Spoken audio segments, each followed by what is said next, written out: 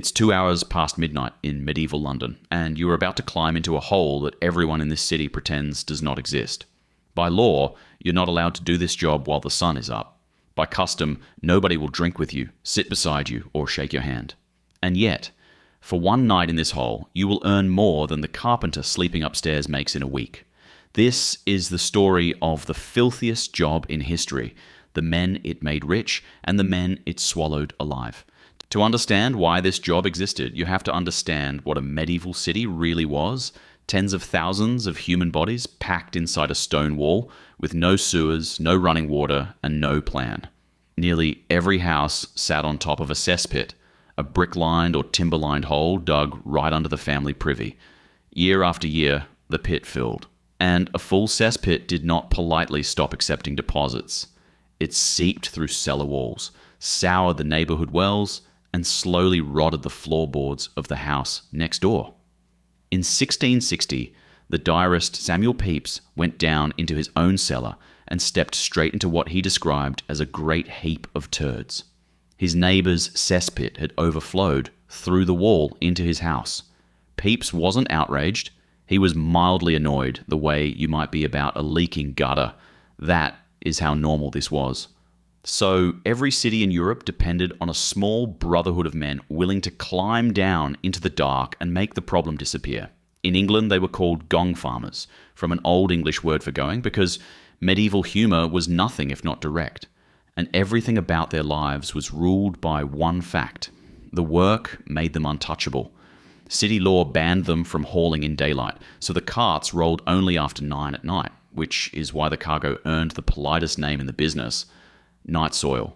Many towns refused to let a gong farmer live inside the walls at all. He worked in the city for the city and was expected to vanish from it before dawn. The work itself went like this: pry up the privy floor or dig a trench in from the street to reach the pit.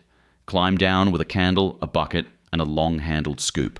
Fill barrel after barrel, haul them up on ropes, and load the cart before first light.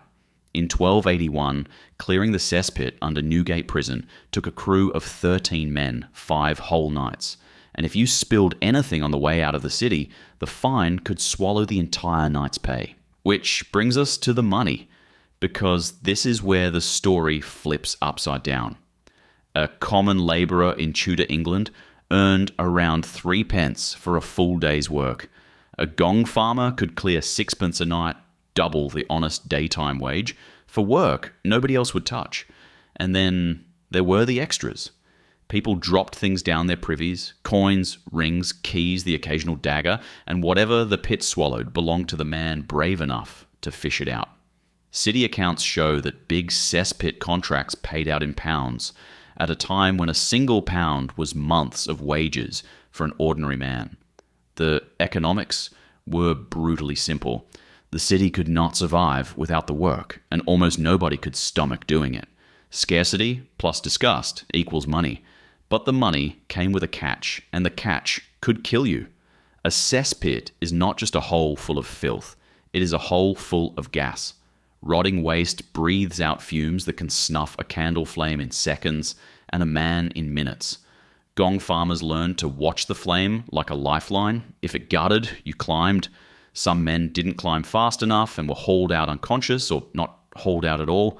And then there is the death that London never forgot. In 1326, a raker named Richard fell through the rotten planks of his own cesspit. The coroner's roll records with medieval bluntness that he drowned monstrously in his own filth.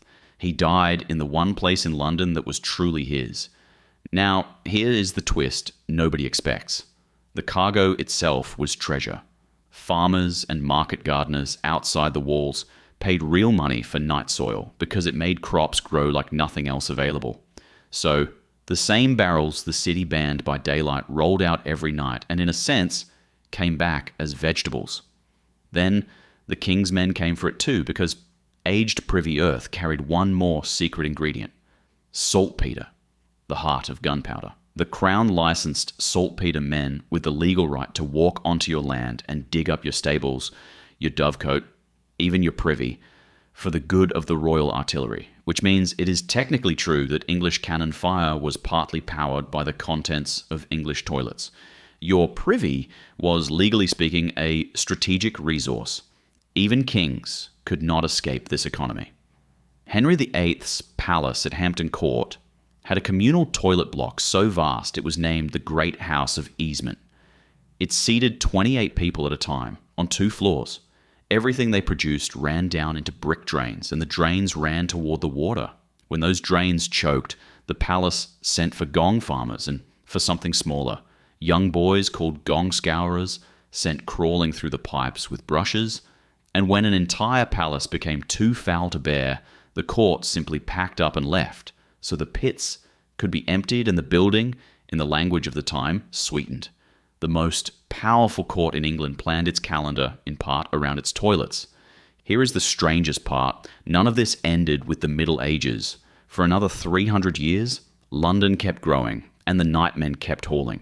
By the 1850s, more than 2 million people were living, essentially, on top of one gigantic overflowing cesspit.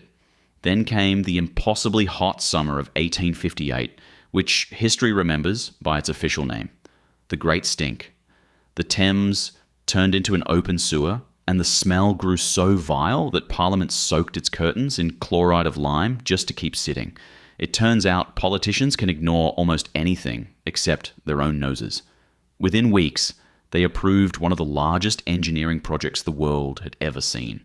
An engineer named Joseph Bazalgette buried 82 miles of brick sewers under London, and the city finally stopped living on top of its own waste. And with that, quietly, after 600 years, the gong farmers' trade dissolved into history. So think back to the man at the bottom of the hole, 2 hours past midnight.